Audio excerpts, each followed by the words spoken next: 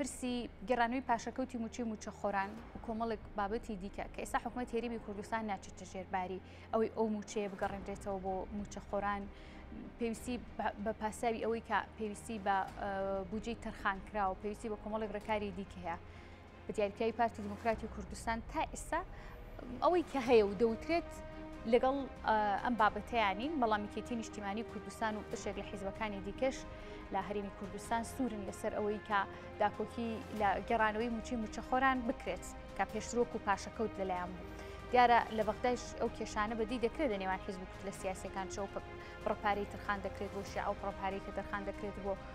سوننا ناکۆکیان هەیە بۆیە پەسەندکردنی پرۆژە یاسای بودجە زۆر قورسێکی پێوە دیارە هێشتا مادەکانی پرۆژە یاسای بودجە با تەواوی دەنگیان لەسەر نەدراوە بڕیار بە ساعتێک دانیشتنەکە دەست پێ بکات بەڵام دیارە دواخراوە دواتر لەسەرم بابەتە بێگومان پامنێرمان کاروان لە بەغداوە زانیاریمان پێدەدات بۆچی دواخراوە خوێندنەوەکانی ئەنجومەی نوێنران بۆ مادەکانی چی بەسەردێت بەڵام بەر لەوە لەگەڵ میوانەکەما گفتوگۆکان دەست پێ یەکەم بەڕێز کاروانگەزنی ڕاستەخۆ لە هەولێر و میوانمانە بێت گفتوگۆکان لەگەڵ ئەودا دەست پێ دەکەم کاک کاروان زۆر سوپاس بۆ ئامادەبوونت ئێستا یەکێتی نیشتیمانی کوردستان لەناو ئەم پرۆژە یاسای بودجەیە داوای چی دەکات دەیەوێت چی بۆ هەرێمی کوردستان بپشڕێت؟ بەناوی خدای گەورە مهرەبان سوپاس بۆ جەنابەت هێوی خان سوپاس بۆ بینەرانی کەناڵی خۆشەویستی کورسات هەڵبەت یەکێت نیشتیمانی کوردستان هەل دەست پێکەوە تا ئێستاش لە تەواوی گفتوگۆکان تەرکیزی لەسەرەوە بە کە چۆن بتوانین مافی هاوڵاتیانی هەرێمی کوردستان شایستە دارایەکانیان پارێزراو بێت لە پرۆژە یاسای بودجەدا و ئەمە خواستی ئەساسی یەکێت نیشتیمانی کوردستان بووە بە تایبەتی بە ئەولویەتگرتنی موچەی فەرمانبەران و موچەخۆرانی هەرێمی کوردستان و تیمی یەکێت نیشتیمانی کوردستان یەک دەنگ و یەک ڕەنگ لە بەغدا هەوڵی داوە کە ئەمە لەگەڵ تەواوی لایەنە سیاسە کوردیەکان لە بەغدا هەماهەنگی پێ بکات و هاوبەشی پێ بکات بۆی کە بەیەکەوە بتوانین بەرەیەک دروست بکەین تا بتوانین داخوازی لە حەقەڕەواکانی خەڵکی کوردستان بکەین بەڵام بەداخەوە لێرە و لەوێ کۆمەڵێک ئاستەنگ دروستکرا بۆ یەکێت نیشتیمانی کوردستان سوورە لەسەرەوەی کە تحقیقی داخوازەکانی خۆی بکات کە داخوازی خەڵکی کوردستان داخوازی کۆمەڵانی خەڵکی کوردستانن لە ناویاندا پرسی موچە پرسی پاشەکەوتی موچە و چەند پرسێکی تریش کە ئەمانە ئەولەویەت بوون لە یەکێت نیشتیمانی کوردستان سەرباری ئەمانەش بابەتی ئەوەی کە چەند جارێک مناقەشەی لەسەرکرا کە دوێنێشە بە خۆشحاڵیەوە پەسەندکرا بابەتی پارێزگاکان بووە کە تەمویلی پارێزگاکانی تەواوی عراق و پارێزگاکانی هەرێمی کوردستان بووە کە یەکێت نیشتیمانی کوردستان پێشتر ئەم بابەتەی گفتوگۆ کردووە گەنگەشەیەکی زۆری کردوتران لەگەڵ لایەنە سیاسەکانیش بۆ ئەو بۆکە بتوانین بگەینە ڕێکەوتنێکی واقعی و بتوانین حەقی پارێزگاکانی هەرێمی کوردستان زامن بکەین ئەمەی کە هەبووە دەرهاویشتەی ئەوە بووە کە پێشتر لە چەند ساڵی ڕابردوو بە تایبەتی لە کابینەی نوێی حکوومەتی هەرێمی کوردستان ئێمە نەمان شاردوێتەوە چەند جارێک لە بەرنامەکەی جەناب و لە بەرنامەکانی تری شەو لە شوێنی تری شەو ناو قاعی پەرلەمانیش وتومانە کە گەمارۆیەکی منەظەمی سیاسی لەسەر پارێزگاکانی سلێمانی و هەڵەبجە و ئیدارەکانی ڕاپەڕل و گەرمیان هەیە ئەمەی کە دەمانبینی لە مێش ساڵ بوو کە خەڵکی ئەم ناوچەیە جیرۆدەی زوڵم و ستەم و نادادی و ناجۆری سیاستکردنی سەرۆکایەتی حکوومەت و سەرۆکی حکوومەتی هەرێمی کوردستان بوون کە بە دیاریکراوی گەمارۆیەکی واقعی خزوە سەر و ناوچانە بۆی کە چارەسەری ئەم بابەتە بکرێت لە هەرێمی کوردستان زۆر هەوڵماندا بگەینە لێک تێگەشتن بگەینە ئەوەی کە چۆن بتوانین پرسانە لە ناوخۆی هەرێمی کوردستان چارەسەر بکەین بەڵام کاتێک کە نەمانتوانین ڕێکەوتنێکی واقعی لەسەر بکەین نەمانتوانی کە ئیلزامی بەرامبەرەکەمان بکەین بۆی کە حەقی پارێزگای سلێمانی هەڵەبجە و گەرمیان ڕاپەڕیندا بە حەقێکی دەستوری لە پرۆژە یاسای بودجە ئەم مافەزامن کرا کە لە پرۆژە یاسای بودجەدا ئەمە هاتووە باشە کاروان لە قسەکاندا باس لەوە کرد کە گەڕانەوەی پاشەکەوتی موچە ئاستەنگی بۆ دروست دەبێت ئەم ئاستەنگیانە لایەن کیوە دەکرێت بۆچی گەڕانەوەی پاشەکەوتی موچە هێندە بابەتێکی قورسە بۆ حکوومەتی هەرێم دەزانی هێوی خان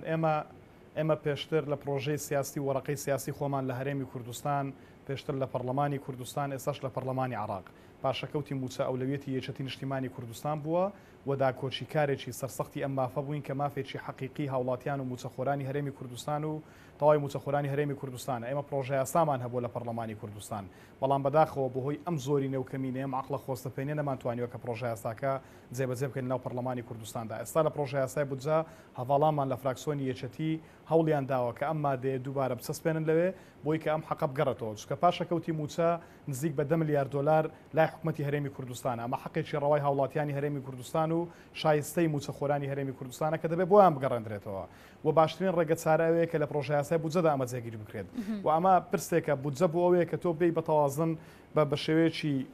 هاوسەنگ ئەم پارەی کە لە بەردەستە دابەشی بکەی و لە هەمان کاتیشدام حەقانەی خەڵک کە لای حکوومەتە دابەشی بکەی و بیژێڕێەوە بۆیان پاشە کەوتی موسە شێشێکە لەو حەقانە یەکێتی نیشتیمانی کوردستان لە چوارچێوەی ئەو بەرنامەیە کە هەی بووە هەوڵی داوە کە پرسی پاشەکەوتی موچە بچەسپێنێت و من پێرسەن خولەکێش خستم لەگەڵ هەواڵەکانمان کرد لە فراکسیۆنی یەکێتی هێشتا پێداگرن و پێداگر دەبن لەسەر بابەتە مکر دەبن لەسەرەوەی کە پرۆژەکە مادەکەەوە بخۆی بخمێرێتەوە و دەنگی لەسەر درێن ئینشاءالله بۆ هیوای کە بتوانین ئەم مافا بۆ هاوڵاتیانی هەرێمی کوردستان و موسەخۆرەکانی بژێڕینەوە.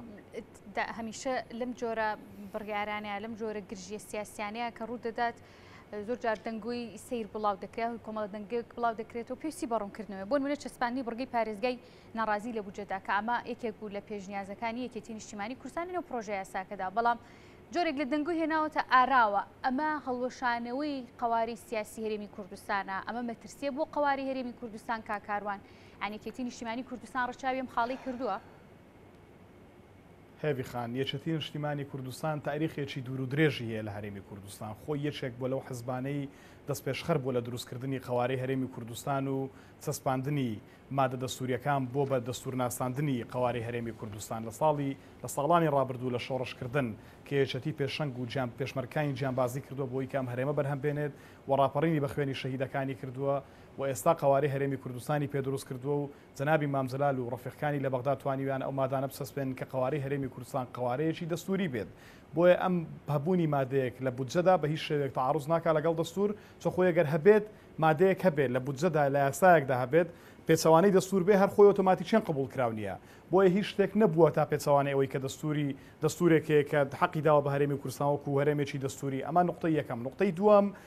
هەمیشە وتومانە کە داخوازەکانی خەڵکی هەرێمی کوردستان لای ئێمە ئەولەویەتە ئەگەر خەڵکانێک پێیان وایە پێچەوانە بیر دەکەنەوە خەلەلێک لە ئەجێندا و لە بیرکردنەوەی سیاسی خۆیان هەیە و ئێمە پێمان وایە پێشتری شتومانەوە ئێستش دەیڵێنەوە ئەم جۆری زمانی تەخوینکردن و تەشیرکردنە ئەم عقڵیەتەی کە تۆ لەگەڵم نەبی دوژمنمی ئەو عقڵیەتەی کە تۆ باوەڕ بە ئەجێنداکەی من نەبی تۆ خاینی عقڵیەتێکی مەترسیدارە و کارەساتی گەورەی لێ چاوەڕە دەکرێت وەوەی کە ئێستا دەبینیم بەداخەوە جگە لە تۆمەت بەخشینەوە شتێکی تر نییە و جگە لەوەی دروشم بازیە شتێکی ترمانە هەڵناگرێتیدا و ئێمە وتومانە هێوی خان لێرەشدا تەکیدی لێ دەکەینەوە خەڵکی کوردستان ئیتر پێویستی بە خزمەتە هاوڵاتیانی هەرێمی کوردستان پێویستیان بە موچەیە پێویستیان بە کارەبایە پێویستیان بە ڕێگاوبانی باشەیە پێویستیان بە تەبایی و هەبوونی سایکۆلۆژیایەکی ئارام و ژیانکردنێکی طبیعی هەیە چیتر خەڵک بەرگە ئێمە ناگرێت بۆیە تەخوینکردن و تەشیرکردن و ئەم زمانی گفتوگۆکردنە ئەم زمانی خیانەت و تۆمەت بەخشینەوەیە زمانێکی مەترسیدارە بەداخەوە کە حزبێکی کوردی کە من پێم وایە هەر کەسێک باسی خیان بکە نابێ پارتی باسی ئێمە بکەوە بەدەر لەمانەش ئەمە شتێکە دووبارە یەکەمەوە کە لە بودجەدا هاتووە حەقێکی شەرعی هەرێمی کوردستانە لەبەرەوەی کە پێشتر غەدرێکی گەورە لەم ناوچەیە کراوە هێوی خان ئێمە چەند جار و تومانە بە داتا و بەڵگە و دۆکیومنت سەلماندوومانە سەیری پرۆژەکانی پارێزگای سلێمانی بکە سەیری پرۆژەکانی پارێزگای هەڵەبجە بکە سەیری ئیدارەکانی ڕاپەڕن و گەرمیان بکە سەیری کێشەی دەرمان بکە سەیری کێشەی ڕێگاوبان بکە سەیری کێشەی ژیانی هاوڵاتیانی پارێزگای سلێمانی و هەڵەبجە و گەرمیان و ڕاپەڕین بکە سەیری ئەم حەساڕ و گەمارۆیە بکە کە بە منەظەمی خراوەتە سەری ئەمە بووە کە یەکێتی نیشتیمانی کوردستان ویستویەتی کە لە بودجەدا مادەیەک پشتبەست بە دەستوری عراقی بچەسپێنێت بۆی ئەگەر پارێزگای غەدری لێکرا حەقی خۆی وەربگرێت و لێرەدا شتێکی من دەمێ باسی بکەم ئەگەرم برادرانە گومانێک لە نیەتیان نییە بۆ دەترسن لەوەی کە مادەیەکی هاوشێوە هەبێت چکە مادەکە ناڵێ پارێزگاکان ڕاستەوخۆ تەعامل لەگەڵ حکومەتی ناوەندی دەکەن مادەکە باس لەوە دەکات کە پارێزگاکان ئەگەر غەدریان لێکرا پارێزگا غەدری لێکرا یاخود ناوچەیە غەدری لێکرا مافی خۆیەتی کە داوای حەق و شایستەدارایەکانی خۆی بکات وەمە ئەگەرێکە تێیدایەتی واتە لە حاڵتێکدا ئەگەر غەدر نەکرێت ئەگەر بە یەکسانی و بە هاوسەنجی دابەش بکرێت تەمویلی پرۆژەکان بکرێت لە هەموو هەرێمی کوردستان موچەوەکو باس کراوە سیادی بێ کە دەبێت سیادی بێ بە جۆرێن بودجەیە کە هەبووە ئەو کە پەسەند کراوە مادەی 12 کەواتە چ ئەشکالێکی ئەگەر مادەیەشی احتیاتی بەم شێوەیە لەتکردنی هەرێمی کوردستان نییە کاروان جیاکردنەوەی سلێمانی نییە لە پارێزگاکانی ئەمە وەکو ئاماژەم پێکرد ئێمە خوێنمان داوە بۆ هەرێمی کوردستان و بۆ پاراستنی کیانی هەرێمی کوردستان و ئەمە نەکلەتکردنی هەرێمی کوردستانی و پێچەوانەوە زامنکردنی شایستەی دارایی تەواوی خەڵکی کوردستان و نهێشتنی ناوسەنجی و نایەکسانیە و هەروەها نهێشتنی ئەم نادادی و نازۆری سیاستکردنەیە کە هەیە ئێستا لە هەرێمی کوردستاندا هەرێمی کوردستان قەوارەیەکی دەستوریە بودجە ناتوانرێ مادەیەش تێدا بچەسپێنرێت کە پێچەوانەی ئەم دەستورە بێت باشە بەڵام یەک کێشە هەیە کاروان جنابەت لە پەرلەمان بووی پێشتریش ڕەنگا موردەکاریانە باشتر بزانی لە پاژەوەی کە یەکێتی نیشتیمانی کوردستان ئەو قتراح و پێشنیازی دا ئەنجومەی نوێنەران بۆ ئەوەی کە پاشەکەوتی موچە خۆران بگەڕێتەوە دواتر وزارەتی دارایی لە کۆنفرانسێکی ڕۆژنامەوانیە باسییان لەوە کرد ئەگەر بودجەی تەرخان کراومان نەبێ هەر جۆرێک لەو بابەتە کاوان ئەو قەرزی کە لەلایەنە و پاشەکەوتە ناگێڕنەوە. حکوومەت هەرێمی کوردستان یاخود ئەو ڕێکارانەی عێراق چیە کە بەرامبەر ئەبێت پێویستە هەرێمی کوردستان بیگرێتە بەر؟ سەیری کە هێوی خان ئێمە چەند ساڵێکە داوا دەکەین شەفافیت با لە ناو ماڵی خۆمان و دەست پێ بکەین بۆی کە بتوانین کێشەکانی خۆمان کێشەدارایەکانی خۆمان چارەسەر بکەین با بین پرۆژە یاسای بودجە بین نێپەرلەمانی کوردستان بۆی کە بتوانین بە هاوسەنجی تەعامل لەگەڵ تەواوی شار و شارۆچکانی هەرێمی کوردستان و خەڵکی هەرێمی کوردستاندا بکرێت. ئەمانە نەکرا ئێستا لە بودجەدا فەرزکراوە بەسەریاندا. چەند مادەیەکەیە کە پەیوەندی بە پرسیارەکەی جەنابەتەوە هەیە کە مادەی 12 و 13 و 14 کە بە دیاریکراوی باس لە حەق و شایستارەکانی خەڵکی هەرێمی کوردستان دەکەن و باس لەوە دەکەن کە ئەو مافانە بەرپرسیارەتەکانی هەرێم چیە و مافەکانیشی چییە. ئێمە لە مادەی 12 بە بڕی 12.67 ثابت کراوە کە پشکی هەرێمی کوردستانە کە ئەمە دەکاتە تقریبان 10 تریلیۆن و 800 میلیارد دینار کە ئەمە پارەیەکی باشە ئەگەر دابەشی بکەی بەشی موچە دەکات تقریبا 905 بۆ 915 میلیارد دینار دەکاتە پارەی موچە و سەرباری ئەمانەش ئێمە کۆی گشتی نزیکەی 16 تریلیۆنمان بۆ دێت تا 4 تا 5 میلیارد تریلیۆنی تریشمان بۆ دێت کە ئەمە تەنمەیە قالیم و هەروەها ئیسtisمارەکە کە دەدرێەوە پارێزگاکان کە ئەمە بڕێکی زۆر باشە کە چەسپێنراوە. ئەوەی کە پێویستە حکوومەت هەرێمی کوردستان بیکا کە لەم وەرەقەیە کە من مادەکەم پێ بۆ وازەحی هاتووە کەوێ حکوومەت هەرێمی کوردستان تەسویح حسابی بکات لە ساڵی 2004ەوە بۆ ساڵی 2022 و 400,000 بەرمیل نەوت لە ڕێگەی سۆمەوە تەسویح بکات ئەگەر هاتوو پێویستی نەبوو یاخود نیان فرۆش ئەگەر ئۆپیک قەرارەکانی بەسەر حکوومەتی عراقیدا گۆڕی ئەو کات بۆ ناوخۆی هەرێمی و ناوخۆی عراق و هەرێمی کوردستان بەکاردێنێتەوە. من پێم وانییە مادەیەک یاخود بڕگەیەکە بێت کە ئەمە دژی خواستەکانی خەڵکی کوردستان بێت. ئەوەی کە هەیە لای حکوومەت هەرێمی کوردستانە لە مەودووە یەکەم شەفافیت بکات، دووەم دیوانی ڕقابەی مالی لەگەڵ دیوانی ڕقابەی مالی عراقی بێکەوە تەسویح حسابی ئەو چەند ساڵە بکەن بۆی پێمان بڵێن کە ئەم پارەیان چی بەسەرهێناوە. ئەمە چەند جار وتومانەکە کێشەی گەورە هەبووە لە پرۆسەی نەوتی هەرێمی کوردستان، خەلەلی گەورە هەبووە لە داهاتی هەرێمی کوردستان لە ڕووی نەوتیەوە و لە ڕووی نانەوتیشەوە بە هەمان شێوە. ئایا داهاتەکانی خاڵە سوورەکانی هەرێمی کوردستان چی بەسەردێ؟ ئیتر خەڵکی هەرێمی کوردستان هاوڵاتیانی هەرێمی کوردستان حەقی خۆیانە کە بزان ئەم پارەیە بۆ کوێ ڕۆشتووە و چی بەسەرهاتووە و لێرەش بەدواوە. ئەم پارەی کە دێت بەشی ئەوە دەکات کە موچە تەمویلی موچە بکرێت کە ئەولەویەت بە ئەولەویەت ژیراوە کە ئەمە دووبارە داخوازی یەکێت نیشتیمانی کوردستان بووە کە موچە پرسێکی سیادی بێ بە ئەولەویەت بژیرێت تەواوی موچەخۆرانی هەرێمی کوردستان لە یەک کاتدا بەبێت جیاوازی موچە وەربگرن اینجا بینە سەر تەمویلکردنی پرۆژەکان لە شار و شارۆچکان. ئەمە نقطەی یەکەم. نقطەی دووەم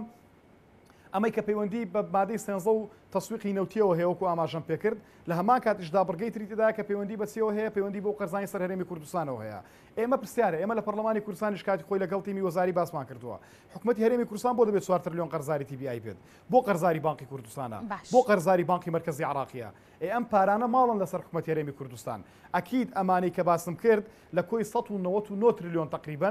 کە بودجەی حکوومەتی عراقیە دوای جێڕانەوەی دەرکردنی بودجەی حاکیمە و بودجەی سیادی ئەم پشکی هەرێمی کوردستان کە دەکاتە نزیک بە 16 تریلیۆن بە کۆی گشتی بە کۆی ئەم فقرانی کە حکوومەتوان پارەی پێوە بگرێت ئەمە لەوە دەردەکرێت. بەڵام دووبارەش ئەم پارەی کە قەرزە لەسەر حکوومەتی هەرێمی کوردستان کە پارەی TBI پارەی بانکی کوردستانە پارەی بانکی مرکزیە ئەمانە دەبێت حکوومەتی هەرێمی کوردستان بچێتە ژێرباریەوە و لە بودجەشدا چەسپێنراوە. لە هەمان کاتیشدا پاشەکەوتی موچە شیشتر لەم شتانە پاشەکەوتی موچەیە ئەمەی کە قەرزی مستەسمرەکان لە هەرێمی کوردستان قەرزی بانکەکان لە هەرێمی کوردستان مستەسمرمان هەیە 4 ساڵە پارەی لە حکوومەت دینارێکی وەرنەگرتوەوە. ئێمە چۆن بتوانین ئیش بکات؟ هاوڵاتیانی هەرێمی کوردستان ڕۆژانە فشاریان لەسەر دەکرێت کارەبایان لەسەر دەکرێت ئەگەر چی لە دوای پەسەندکردنی پرۆژە یاساکەی شار حکوومەتی هەرێمی کوردستان چێتە ژێرباری دانەوەی ئەو قەرزانە بە کۆمپانیاکانە بە TBI بەوانی کە باسی ئەخر ناتوانێت ئەو کات کێشە لە بازە هاتووە ئەگەر حکوومەتی هەرێمی کوردستان پابەندی ئەمە نەبێت ئۆتۆماتیکیان خەلەل دروست دەبێت لە ناردنی پارە بۆ پشکی ئەو پشکی کە دیاری کراوە بۆ حکوومەتی هەرێمی کوردستان. بەزەمە ئەوە تەواوکە مێڤی خان. یعنی تۆ سەیری کە کارەبا لە 50 دینارەوە لە 15 دینارەوە کراوە 48 دینار دوای بە 55 دوای 156 یعنی بەس ساری بازرگانی بە خەڵک دەفرۆشرێ. باشە و حکوومەت پێداگری دەکالەوەی ئەگەر وردەمەی کە ئێستا دەیکەن کە دەیکەن بە پریپەید ئەگەر تۆ پارەکە نەدەی ئەو کات کارەباکەت دەبڕن کارەباکەی تۆ دەبڕن وام قەرزەی کەلاتە لێ وەردەگرنەوە بەڵام ئامادە نییە قەرزەکەی تۆ بداتەوە بە تۆ پارەی ئاوە لێت وەردەگرێت بەڵام ئامادە نییە قەرزەکەی تۆ بداتەوە بە تۆ. ئێمانە حەقن کە لەسەر حەقی خەڵکن لای حکوومەتن وەکو ئاماژەم پێکرد 10 میلیارد دلار تەنها حەقی موچەخۆرانی هەرێمی کوردستانە کە لای حکوومەتی هەرێمی کوردستانە. ئەمە نقطەی یەکەم. نقطەی دووەم بابەتی پرۆژەکانی سمار ئەمانی کە مستەسمر لە هەرێمی کوردستان پاریان لە حکومەتە حکومەت دەوێت پارە بداتەوە بمانە ئەمە نقطەی دووەم نقطەی سێم پارەی کۆمپانیاکانە اینجا پارەی TBAشە پارەی بانقی مرکزیە پارەی کۆمەڵک بانقی ترە کە کۆی گشتی پێم وایە 5 بۆ 6 تریلیۆنە ئەوەی تەنها بانقی TBI 4 تریلیۆن دینارە کە حکومەت هەرێمی کوردستان ملزم کراوە بۆی بیداتەوە و حەقێکە لەسەر حکومەت هەرێمی کوردستان دەبێن پارەی بجێڕێتەوە بەڵام پێش هەموو ئەمانە ئەم شایستەدارانەیە کە بەشی موچەیە کە بە ئەولەویەت گیراوە دەبێت بدرێت بە هاوڵاتیانی هەرێمی کوردستان و موچەخۆرانی هەرێمی کوردستان اینجا تەمویلی پرۆژەکان بکرێت اینجا بینم قەرزانە بدەنەوە ئەمانە دووبارە لای حکومەت هەرێمی کوردستان دەبن پارەیەکی باش لەبەردەست دەبێت و بە داهاتی نیوەی داهاتی ناوخۆش پێم وایە پارەکە زۆر زیاتر لەوەی کە ئێمە تەوەقعی دەکەین و پێشم وایە کە حکومەت هەرێمی کوردستان بتوانێت تاوی چشان چارەسەر بکات ئەگەر ویست و ئیرادە هەبێت هیچ بیانوویەک نەماوەتەوە بۆی کە دوای پەسەندکردنی بودجە ئەم کێشان لە هەرێمی کوردستان بمێن جارێکی تر بابەتی گفتوگۆ کاروان هەستەکرێت لە پرۆژە یاسایی بودجە بۆ ئەم جارە هەرێمی کوردستان و ئیدارەدانێکی دروستیم ئەم داهات و موچەیە بکات بۆ موچە خۆران بۆ تەواوی خەڵکی کوردستان والله ئێمە تەمەنا دەکەین هێوی خان لەبەرەوەی وەکو ئاماژەم پێکرد ئێستا تەشەنوزاتی سیاسی بە جۆرێکە وەزعەکان تەواو خەڵکی بێزار کردووە بارودۆخی سایکۆلۆژی کۆمەڵایەتی خەڵک بە جۆرێکە خەڵک تەواو بێزار بۆ لە پرۆسی سیاسی هەرێمی کوردستان و لە تەواوی نخبەی سیاسی و حزبە سیاسەکانیش لە هەرێمی کوردستاندا بارودۆخی دارایی و ئابووری خەڵک لە ئاستێکە کە ئەوەندە خراپە کەس تەمەنا حکومەت و حکمڕانی هەرێمی کوردستان ناکات لە ئێستادا بۆیە حکومەت هەرێمی کوردستان چانس و دەرفەتێکی لەبەردەستە دەرفەتەکە ئەوێ دوای پەسەندکردنی بودجە جگە لە ینی لە بری ئەوەی کە دانیشێت تەخویم بکات و بەیاننامەی زبر دەربکا وەزارەتی دارایی بیر لەوە بکاتەوە کە چۆن داهاتەکان کۆ بکاتەوە داهاتەکان بە عادلان دابەش بکات بودجە پەسەند بکاوەکو خۆی و لە هەمان کاتیشدا خواستی هاوڵاتیانی هەرێمی کوردستان تەخیب بکات لە دانی موچە کە بە ئەولوێت بگیرێت و لە دوای ئەوەش تەواوی پارێزگاکان تەمویلی پرۆژەکان بکرێت و بتوانێت ژیانێکی شایستە بۆ هاوڵاتیانی هەرێمی کوردستان دابین بکات چونکە ئەمە دەرفەتێکە ئەمە دەرفەتێکە یەک پرسیارم لات نەچێت کاروان دیارە زۆر دەوتراکێکێتی نیشتیمانی کوردستان دەیەوێت بە ئارەزووی خۆی مامەڵا بە داهاتی سلێمانیەوە بیکە بەم نەخسەش دەوتراکێکێتی نیشتیمانی کوردستان دەیەوێت داهاتی سلێمانی ببات و دواتر لە ڕێگەی بەغدادیشەوە دووبارە سوودمەند بێتەوە لە جۆرێکی دیکە لە داهات و لە پارە بۆچی ئەم بابەتاوتری فعلەنێکێتی نیشتیمانی کوردستان داهاتی ئەم سنوورابە من پێم وایە ئەمانەی کە ئەم قسەیە دەکەن کە یەکێتی دەوێت داهات ڕاستەوخۆ لە بەغداوە بگرێت ڕەنگە خراپ جوانگرتە بێت لە مناقەشەی پەسەندکردنی بودجە ئەمەی کە پەیوەندی هەیە دووبارەی دەکەمەوە مادەیەکە بڕگەیەکە چەسپێنراوە لەوەی کە پارێزگایەک لە پارێزگاکانی هەرێمی کوردستان و عێراق لە کاتی هەبوونی هەر کێشەیەک لە کاتی دروستبوونی نەعەدالەتی لە دابەشکردنی داهات و موچە و پرۆژەکانی پارێزگاکان دەتوانێت شەکوا بکە لای حکومەتی عێراقی و دەتوانێت و کاتە داهاتەکە ڕاستەوخۆ بگرێت ئێستا هیچ بابەتێک لە گۆڕە نییە تا شتێکی واکرابێت بەڵکو چاوەڕێین ئەم بودجەیە بێت موچە بدرێت پێش هەموو شتێک ئینجا تەمویلی پرۆژەکانی پارێزگاکان بکرێت ئینجا بین ئەم قەرزانێکەیە و پرۆژەکان لە خزمەتی خەڵکی کوردستان بەکار بهێنرێن بۆ داهاتی پارێزگای سلێمانی و بۆ بابەتی یەکێتی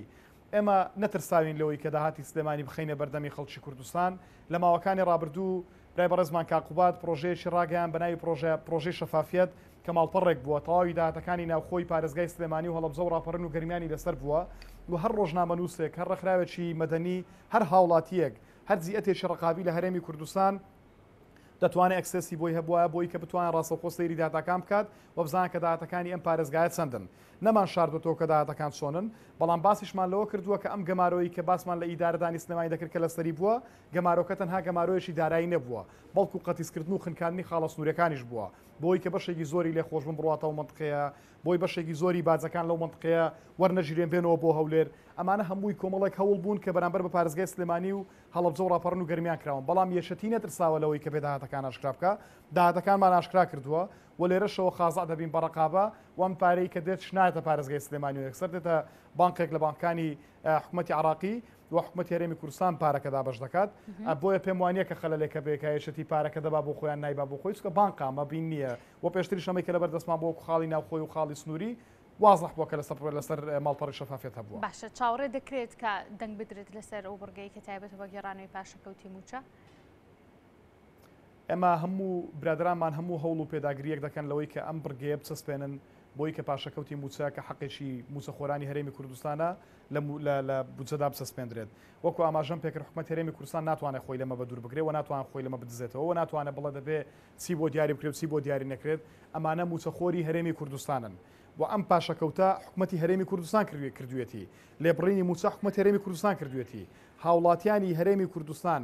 بەواجبی سەرشانی حکوومەتی هەرێمی کوردستانی دەزانن کە ئەم پارەیان بۆ بجێڕێتەوە و فعلەن واجبی حکوومەتی هەرێمی کوردستانە ئەم پارەی بجێڕێتەوە. پاشەکەوتی موچە حکوومەتی عراقی نەیکردووە و بڕینی موچە حکوومەتی عراقی نەیکردووە لێ بڕینی موچە. بۆیە ئێمە